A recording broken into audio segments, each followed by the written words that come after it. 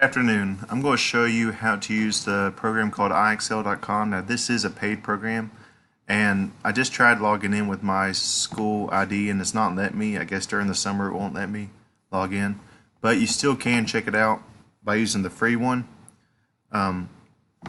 So go over to Learning, and this is a good resource for any math or English. Once you're into math, you can choose what grade level you are working at. So it has all the way from pre-K to calculus. Now I'm going to look at Algebra 1.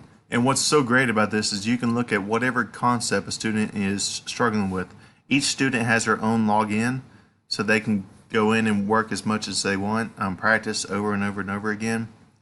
And I also offer extra credit for students that go in and do stuff on their own.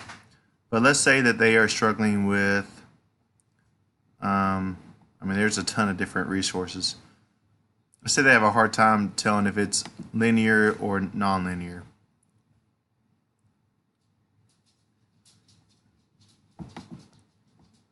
So obviously that does not make a straight line, so we know that's nonlinear. And then you press submit, and it'll tell you whether you got it right or wrong.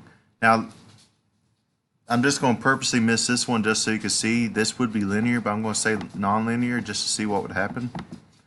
If you miss it, it tells you that you missed it, and also tells you what the correct answer was. The correct answer was linear, and then it even goes down to further explain why it is linear. So it goes into more detail, especially with like multi-step equations, two-step equations, things like that.